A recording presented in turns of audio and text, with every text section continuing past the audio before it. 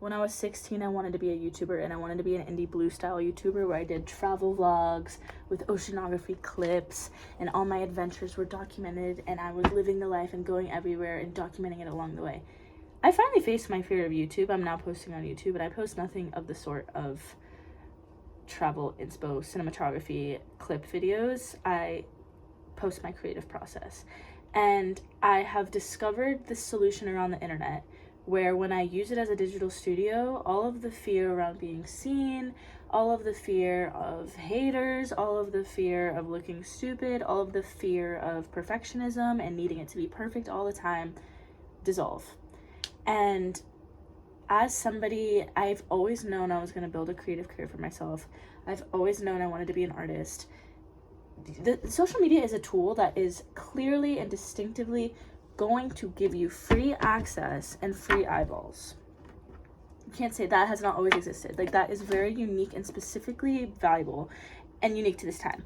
And I think that when you're building up your process and you're building up your work and you're building up a portfolio and you're putting yourself out there and you're exposing yourself for the first time, it can be really intimidating to deal with the internet because it's like, okay, now there's so many voices, there's so much noise in my head. When I started using it as a digital studio space to essentially aggregate my thoughts and my perspectives, express myself, communicate, connect with people, it stopped being a scary, meticulous thing and a thing about exposure, and it started becoming a part of my process to get to the more valuable parts of my work. And just like I was scared of YouTube, I've been scared of Instagram for the past, I don't know, couple years. I started posting on TikTok, got used to the fear of being seen thing, figured that out for myself. And in the last couple days I went to Instagram, and it's crazy because I feel like what you want is on the other side of what you fear, right?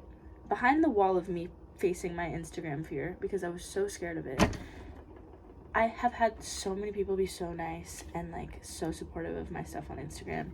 I've been able to fall in love with my photo process again and experiment with color and experiment with visual ideation. And I like Instagram in terms of stories. Like, that feature works for my brain. It works for the shape of the stuff I do. And I just was scared of it, and I was scared of it because I felt like Instagram recommends you to people. Instagram is connected to accounts that I know. Instagram, people from my high school are gonna see it. And TikTok and YouTube felt like this little safe space where I could just get it out and just be myself and let things happen. Now, I'm using everything, and I'm using everything in a way where I don't need to have a perfect product each time. I am a perfectionist. If I get into the game of editing every video, making every thumbnail perfect, researching titles and YouTube tips and tricks, and doing those reel edits where the fonts are like yelling at you and it looks really aesthetic and you're using a fancy camera, I know I'm not gonna do the thing, and I need to do the thing right now. The thing that I need to do is practice my communication and practice putting myself out there and practice believing in myself. That's all that needs to be done. And I am having fun with it for the first time, and I just feel called to share because I think I struggled for so long and I felt so scared of it for so long that now I'm like, reframing it as a digital studio space literally solves everything for me, because now it becomes literally like an art studio. I'm experimenting, I'm mixing colors, I'm putting things on the wall, I'm testing ideas, I'm talking to people, and that relieves all the pressure of each video having to be perfect. That relieves all the pressure of like, who's gonna see it? Well, okay, if someone sees it, so what? It's me sharing an idea. I don't think I'm a genius. I don't think I have the smartest thing to teach somebody. It's about process. It's about pursuing your ideas, putting action behind your ideas, and getting to the first step of like iterating upon them through exposing them. Because when they stay in your head all the time, you don't actually get the real feedback from the real world that you need to move things forward and to progress in a way that is informed by culture, informed by society, and informed by your product, your service, your idea, your art existing in the real world so that people can experience it. And I almost choked. A lot of times with experience design, because I have a couple projects that are very experiential by nature, that feeling is something that, as a founder, you have a vision for what that looks like, and you have a vision for what your video feels like, what your idea, how your idea comes across, what your product feels like in someone's hand. And you cannot get to the point of reaching that standard for your vision until you do the dirty work of getting yourself out in the world and being uncomfortable and letting your stuff suck for a bit. Because I think I talk about this a lot in my videos. Like, I have this expectation for taste and quality that a lot of times I don't reach yet, and it's because I'm still in the thick of collecting data and putting volume out and refining my process and refining my ability to identify what's signal and what's noise, and refining the process of what it feels like to put something out that sucks and what it feels like to put something out that's excellent. And I can't identify excellence without putting out the stuff that sucks. It's an editing process. I one time had a painter at UCLA. I took a painting class. I wasn't an art major, and I literally climbed my way into this class. I had to beg and scream and yell and email a bunch of people and do all the background work to get in this class. So when I got into that class, you'd best believe I was taking advantage of it. And it was an advanced painting class. And at UCLA, in the advanced painting classes, you get a studio space. You get a corner in this giant warehouse room where you have white walls, and it's your space to do whatever the fuck you want. And when I had that studio space for the first time in my life, I was obsessed with it. I would go at night, I would go during the day, I would go in the early morning, I would go at 4 a.m. We had a card, you could get into the building and you could make and use your studio space for whatever you wanted to be. And because of that, I was so excited and grateful to be in a painting class, because I wasn't an art major. I was in STEM classes all the time, and I just loved painting. I loved creative stuff. I always had a thought of like, maybe I should go to art school, but whatever.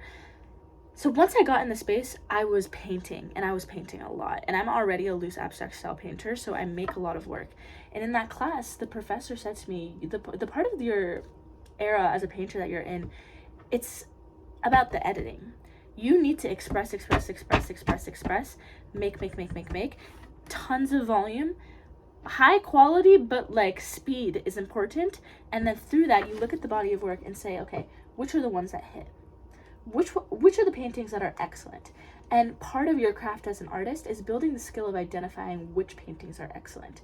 And that doesn't come from only making perfect paintings, because you can't make perfect paintings all the time, because you got to make shitty paintings in the beginning. It's part of it. You got to make shitty videos in the beginning. It's part of it. And I didn't learn to like really kind of dump stuff naturally and express myself naturally until I stopped being afraid of the platforms. I dropped my pen. Afraid of the platforms in a way where nothing was happening, because the platforms were scary to me. And while they still are, and sometimes you get the occasional person that's going to be a hater, it has been exceedingly more valuable to me to learn how to say to myself, hey, I'm going to validate myself in this moment. I'm going to publish the thing even though it's not perfect. I'm going to say what I'm thinking just because I believe I have the right to say it, and I believe I have the right to explore what that means to me and explore how saying it shifts my perspective in the future. And just like with writing, a lot of times when I speak and I say stuff out loud, the dots connect as I go.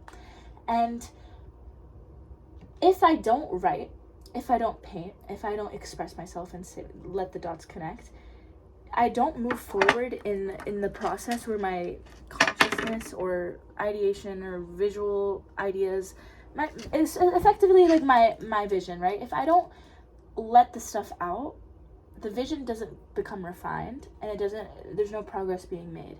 And I am just at a point where I'm done being scared, and I want to share my experience of done being scared as much as possible, so that the people that are scared can be like, yo, there's no reason for me to be scared. I need to just do the thing as well. And in doing so, the concept of a digital studio, I know I've been rambling, has been most effective in getting me to that point. A digital studio space, by nature, by design, allows you to be experimental and allows you to be honest. It allows you to make bad paintings. It allows you to write ideas and sticky notes on the wall and a to-do list, and it allows you to write like a dream board or a vision board or an ideation brainstorm mind dump. I'm stumbling over my words because it's a studio space. You're not at the gallery right now. You're not at the art gallery. You're at the studio. And I'm gonna continue using all of the platforms as my digital studio space. To be honest, like, I think that TikTok is my creation platform. I can create quickly and easily. I know the interface. I connect with people there. I have a community there.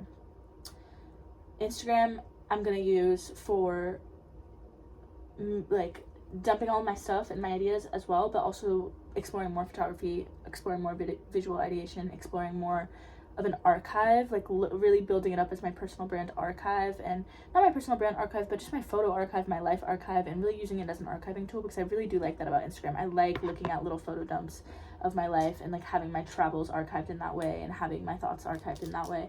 YouTube is for long form process and ideation and practicing and communicating and connecting dots and connecting with people that actually want to connect with me and actually want to learn what I have to say, because I have a lot to say and I have to organize those things.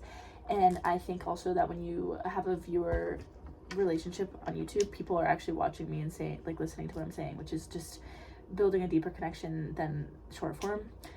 And I use X for written, and I use X also for networking. I think there's a lot of industry professionals for the past, because, okay, I'm stumbling again, but I use social for my creative process, but I also use it to build my business. And when I'm doing more of the business stuff, the entrepreneur stuff, founder content, startup world stuff, X is really valuable for that because it's just a great networking tool. And then Substack is for blogs, personal essays, documenting moments, and what am I forgetting?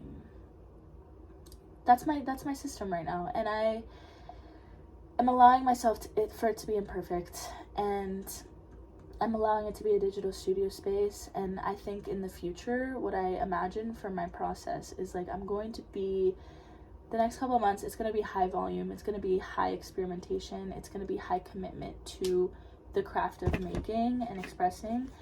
And after that, I expect myself to refine my process into becoming more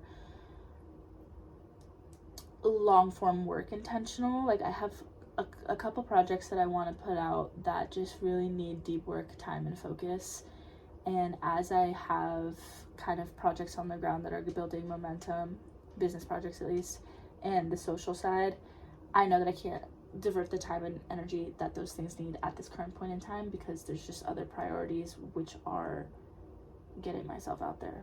So that's where I'm at. If you are exploring similar things, comment down below what you're working on, what you think about it, and how you feel about it, because I'm curious and we're in it together. This is my journal. It's a Moleskine classic. Yeah, thanks for being here. I'm so grateful for all of you. I'm grateful for the windows in this room because it gives me something to look at while I rant, because I need to learn to look at camera, but right now I still don't. And I am grateful to have the opportunity to express myself and put myself out there, and I'm grateful that I finally let myself do that without it being such a big deal, because it really isn't that dramatic, and we're all just hanging out and having fun. Love you guys.